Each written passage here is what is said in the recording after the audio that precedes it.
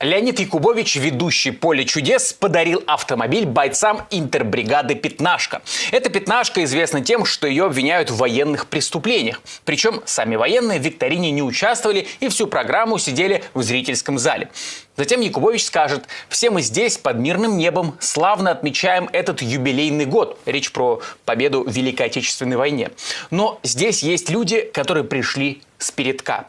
Отдавая дань уважения тем, кто с оружием в руках защищает нашу Родину, я хочу сказать. По поручению генерального директора Первого канала, от нас, от всех, с благодарностью, ключи от автомобиля вам, ребята, пользуйтесь. Еще раз подчеркну, автомобиль был подарен по поручению генерального директора Первого канала Константина Эрнста. Дальше хор затянет песню «Победа, победа», а ведущий шоу добавит: это действительно великий праздник, и не только для нас, для всего мира. К сожалению, не могу показать все описанные фрагменты целиком, потому что Якубович еще известен своей большой любовью кидать жалобы на Ютубе. Кстати, до этого Леонид Аркадьевич уже не раз поднимал тему войны в своем шоу. Например, в прошлом году участник СВО подарил Леониду Аркадьевичу украинский дрон. О падении Якубовича поговорим вместе с моим коллегой, журналистом Ильей Шипелиным. Он с нами на связи. Илья, приветствую. Привет, Александр. Стартовый вопрос. Это так символично, да, что подарили упавшие дроны. Поговорим мы о падении Якубовича. Ну хорошо, давай. Хорошо, давай поговорим все-таки о том, что произошло недавно в рамках вот этого недавнего эфира.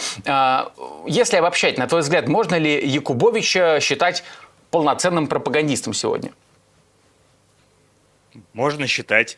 Я, честно говоря, да, то есть смотря кто какие критерии вкладывает в это слово, да, потому что я бы его также воспринимал как жертву пропаганды, в том смысле, что это не такой человек, который там придумывает тезисы, методички и так далее, но он сам зритель телевизора, да, который смотрит, видимо, Первый канал, и он действительно такой: о, ну да, действительно, значит, наши там страдают, как деды в Великую Отечественную войну, пойду-ка задоначу там Министерству обороны Российской Федерации, что-то такое. Да, я бы сказал, что он инструмент пропаганды, вот, а насколько он самостоятелен, да, в свои 80 лет в обед, да, и насколько он вообще рационально понимает, что это происходит, ну, вот это вопрос, но тем не менее, да, то есть, если там абстрагироваться от этого, ну, определенно, да, он используется Первым каналом как инструмент пропаганды, он рекламирует войну, и в отличие от ведущих других развлекательных шоу на Первом канале, Якубович — это тот человек, который никакого перерыва в работе не делал, да, потому что вот «Вечерний Ургант», как началась, так сказать, специальная военная операция, да, «Вечерний Ургант» не выходит, программы там, вроде «Давай поженимся», они делали паузу на полгода, наверное, или на год, «Модный приговор» 2 года отсутствовал в эфире. Ну вот для «Поля чудес» это вообще не было никогда проблемы. Вот, командир скажет, что есть приказ, и есть, ответит Якубович, и пойдет в эфир, поэтому он уже там с первых недель войны 22 года уже со всеми военными там сидел, получал какие-то тоже страшнейшие подарки, как какие-нибудь ракетные войска дарили ему макет храма ракетных войск. Вот что такое храм ракетных войск Российской Федерации, что странно, но вот это все происходило в эфире, поэтому он, конечно, с удовольствием эти распоряжения начальство выполняет. Слушай, я вот сейчас задумался, а можно ли сказать, что «Поле чудес» — это некая такая культурная скрепа Первого канала? Нечто, что олицетворяет стабильность? Ну, в каком-то смысле да, то есть очень мало программ, которые с образованием Первого канала, ну, давайте скажем так, независимого сперва ОРТ, да, ну, там, в 91 году, да, и до наших времен, но «Что, где, когда», ну, там ведущий сменился уже, да, после смерти Ворошилова в 2000 году, есть, соответственно, КВН, там тоже КВН уже не тот, как говорится, ну, он во всех смыслах не тот, да, потому что и сама по качеству программа очень сильно упала, да, ну и ведущий тоже уже не тот, который был с основания независимого, ну, когда-то независимого канала, но под крылом государства, да, ОРТ.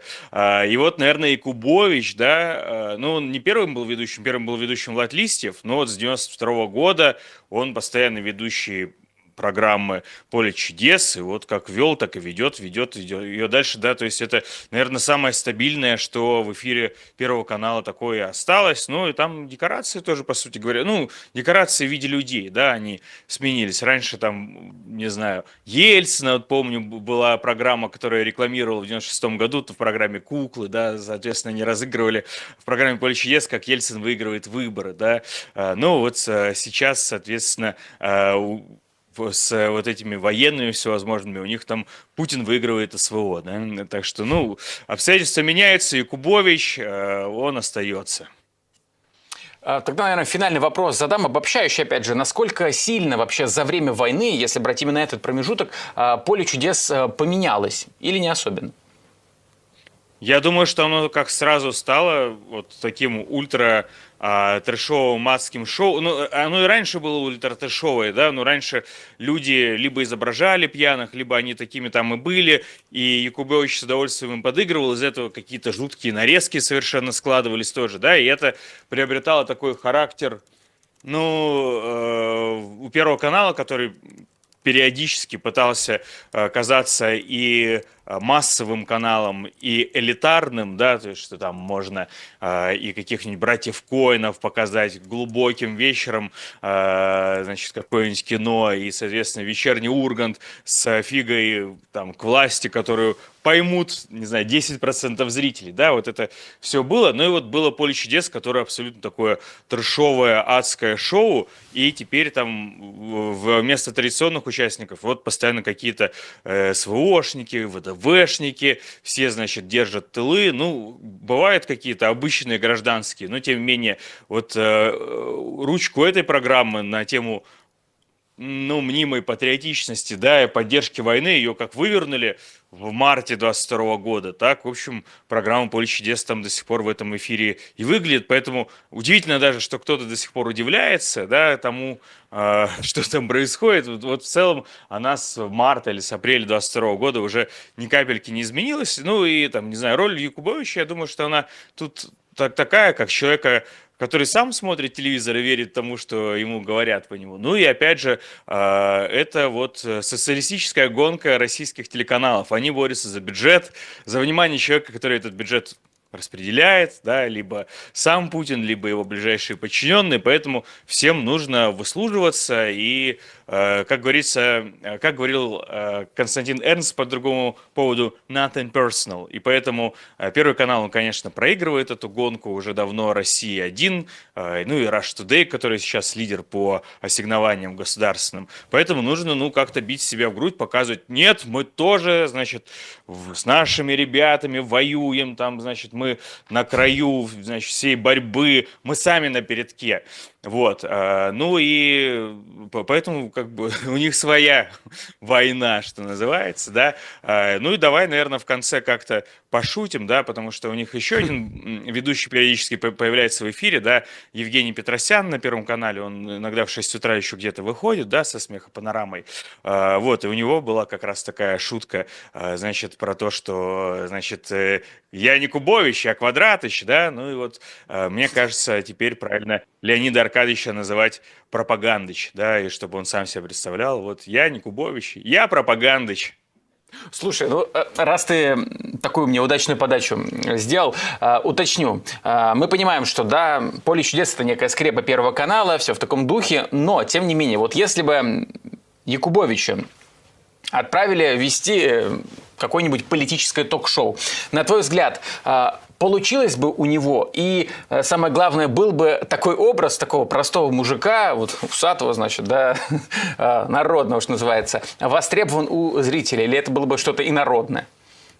Да, я думаю, что это было бы отлично, потому что есть программа «Время покажет», которая сама по себе тоже вот как шоу «Поле чудес», только там, как знаешь, вместо огурчиков маринованных ведро говна выносили в студию, да. Ну, там атмосфера вот точно такая же, как будто, значит, из музея «Капитал» шоу «Поле чудес» раскупорили вот бутылки 40-градусные, которые там с горилкой или с самогоном с каким-то дарили Якубовичу, да, вот, и пораспевали их и пошли рассуждать про мировую политику. Поэтому мне кажется, Якубович, особенно если его в тельняшку какую-нибудь раздадить такую, да, он бы там как родной совершенно смотрелся бы, тоже с красным носом говорил: нет, погоди, я тебе сейчас расскажу все про Макрона. Ну и рассказывал бы. Куда делся бы? Я подумал, что это интересная завязка для какого-нибудь скетча или кино. В музей «Поле чудес» принесли ведро говна Шейнина, и началось. Да, и, соответственно, и произошло это в блокаут, люди не могут выйти, и они, в общем, как бы между ведром и, значит, подарками, вот этими баночками закупоренными, они мечутся как-то, да?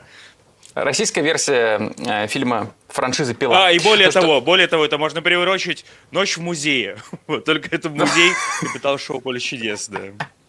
Да, интересно, как выглядит действительно музей шоу «Время покажет». Это тоже мы, наверное, когда-нибудь узнаем, когда архивы вскроются, что называется. Илья, спасибо тебе большое за этот разговор. Там очень много однообразных и 10-литровых предметов, да.